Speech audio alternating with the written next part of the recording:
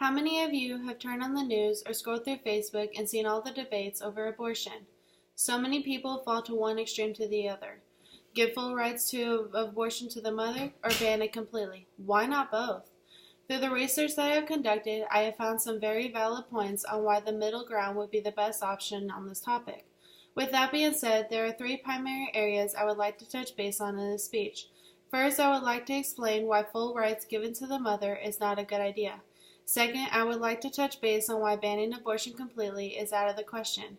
The final area I will be discussing is why a middle compromise is best for both mother and baby. Not every mother may realize or think about the effects of an abortion when making the decision. For the purpose of this topic, I have provided a link for the chart which shows the percentages of different reasons women choose to abort. Giving full rights to pregnant mothers to openly abort their pregnancy whenever they please can be very detrimental to them. Abortion can affect the mother in two major ways. Abortion can cause negative, long-lasting effects on the mother and can also cause higher complications in future pregnancies. When a mother gets an abortion, it is very possible for them to experience long-lasting emotional and physical effects from it. AfterAbortion.org stated that the majority of complications take time to develop and will not be apparent for days, months, or even years. Abortions can also be very detrimental to future pregnancies that the mother may want to have. According to LifeSiteNews.com, researchers analyzing 15,000 deliveries have concluded that abortion creates a 30% greater likelihood of future pregnancy complications. So even though an abortion may sound like the best option at the time, their decision now could potentially haunt them in their future. Now, even though abortions are clearly not a great thing, that doesn't mean banning them is. Taking away all abortion rights can be miserable for some unfortunate mothers or even life-threatening to their baby. Without abortion rights, some mothers could have to endure a very heartbreaking pregnancy. Unfortunately, not every pregnancy runs smoothly. Listland.com confirmed this by stating some fetuses have severe disorders that can cause the child to live a very difficult and painful life.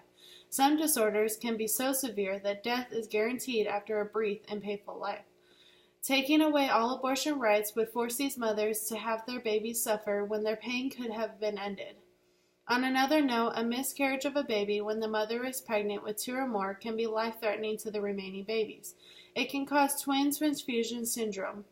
Bounty.com describes twin transfusion syndrome as where abnormal connecting blood cells in the placenta leaves one baby with a greater volume of blood than the other.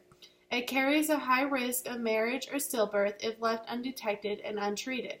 To help better understand this syndrome, I have provided a link to a diagram showing what it looks like in the womb. So even though the idea of abortion is not a great one, and many people see it as a horrible thing, there are some situations in which abortion is necessary and needed. With the understanding of both sides of the argument, I can now come to my last point where I emphasize on the positives in the middle ground. Compromising in the middle ground takes the positive of both sides and puts them together in one. By compromising, women have a say on their baby's fate, all healthy babies are given a chance, and adoption may become more popular. Women need to know that they will be able to do what is best for them and their baby in a difficult time.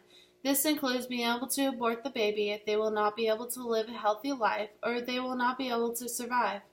By only providing the option of abortion when medically necessary, it will keep from unnecessary abortions taking place. Therefore, some mothers may choose to put their baby up for adoption to help the couple who is not able to have children of their own. So even though there are pros and cons to each side of abortion, there is a middle ground that can be seen as a good compromise for people both pro-abortion and against abortion. To sum everything up, it can be seen that leaning too far for abortion can have devastating effects along with leaning too far against abortion. By meeting in the middle, however, mothers are able to keep their right to decide the fate of their baby. Mothers who do not know much about abortion are kept from making possible bad decisions, and the thought of adoption may become more popular. So whenever you hear these debates over abortion, think about how the ideas could be met in the middle to be able to compromise.